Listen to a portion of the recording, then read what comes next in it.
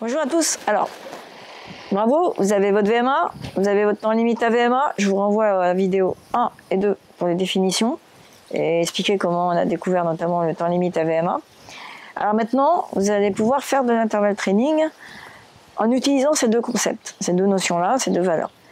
Alors, on préconise effectivement, il y a deux types d'intervalle training. Il y a l'intervalle training court et long. Définition d'intervalle training, c'est une alternance de phases de travail de course à vitesse rapide, alternée avec des phases de course à vitesse moins rapide. Le tout, c'est de savoir ce que c'est que le rapide et le moins rapide sur les bases de notions rigoureuses. Et c'est en cela que le temps limite à VMA et VMA vont nous être utiles, voire même indispensables.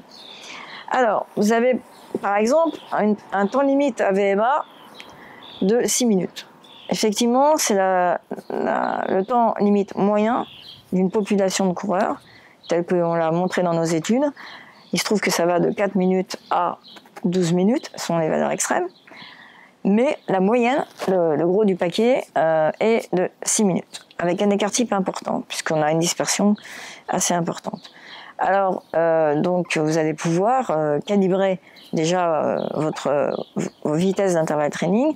Si vous faites de l'intervalle training long, vous allez travailler entre 90 et 100% de votre VMA en prenant la moitié, pour l'intervalle training long, du temps limite à VMA. Donc, si vous avez tenu 6 minutes, je le répète, vous allez pouvoir faire, par exemple, 4 à 6 fois 3 minutes, donc 6 minutes divisé par 2, 50%, donc d'intervalle training avec une récupération dont la durée est égale au temps de travail. Donc si vous avez par exemple un temps limite de 6 minutes, je le répète, vous allez courir à 100% de votre VMA, entre 90 et 100% de VMA pendant 3 minutes, avec une récupération active, je précise active, à 50% de votre VMA, donc 3 minutes à 50% de votre VMA.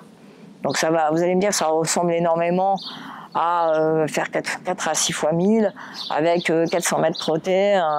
Là, c'est pas tout à fait la même chose, parce qu'il faut vraiment calibrer les choses de façon personnalisée en prenant votre temps limite à VMA et votre VMA.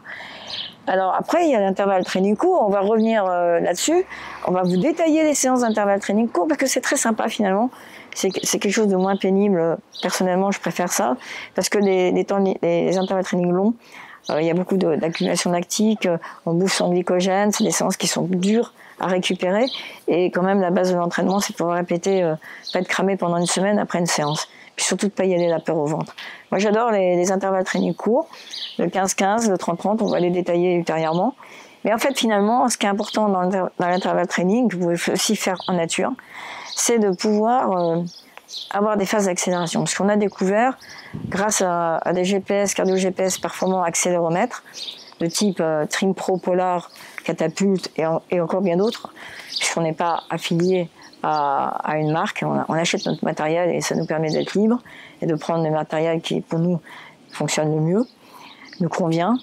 Et on travaille notamment avec les accéléromètres, même sur les chevaux de course. Et donc cette phase d'accélération, qui est caractéristique de l'intervalle training, permet d'améliorer votre force, puisque en fait l'accélération est une des composantes de la force. Je vous rappelle que la force, comme le disait Newton dans sa deuxième loi de la mécanique, c'est la capacité d'accélérer une masse de 1 kg, d'un mètre seconde moins 2. Donc l'accélération est une composante de la force. Et la force est une composante de la puissance, puisque la puissance, c'est la capacité de mobiliser une force de façon très rapide, dans un temps très bref.